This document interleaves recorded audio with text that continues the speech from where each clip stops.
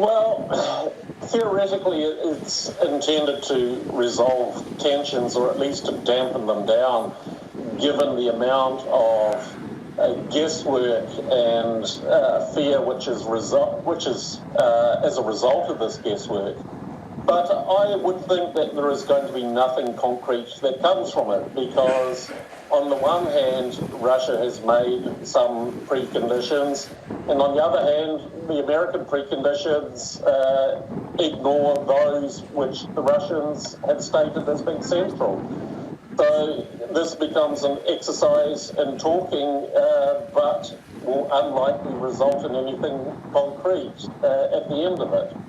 One is historical, that Gorbachev was given promises that NATO would not expand, and Jack Matlock, the former ambassador to the Soviet Union, confirms this.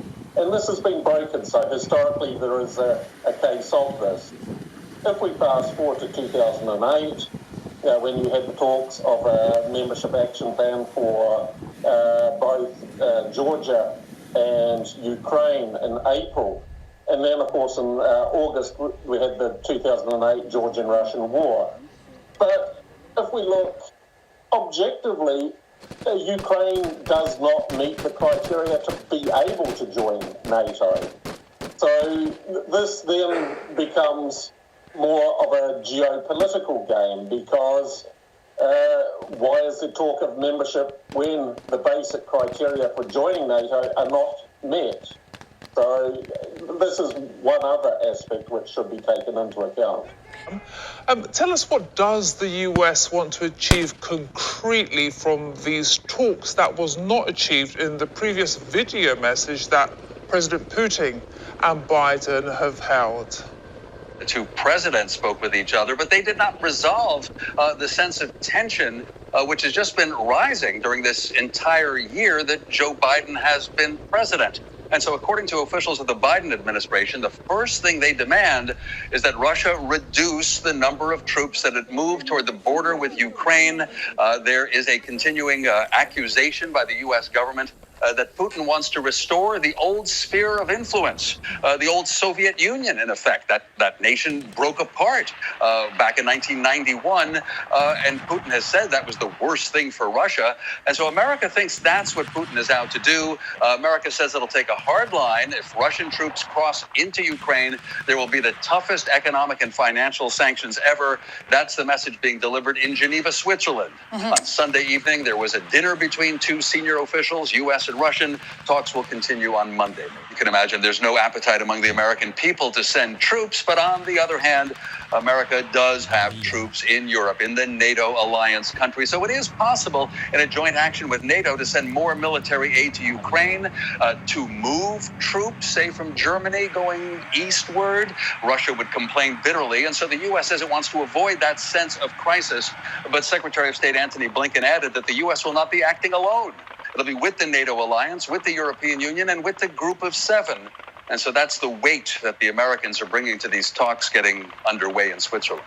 Former communist countries have become members of the Western NATO alliance, but the Russians are very sensitive about Ukraine, in part because there are so many ethnic Russians in Ukraine. And so indeed, Putin said that had better not happen. And actually, President Joe Biden has said that's not his intention. He doesn't want Ukraine to be in NATO, but he wants to protect Ukrainian freedoms. We'll have to see to what extent the U.S. and its allies are really committed to that.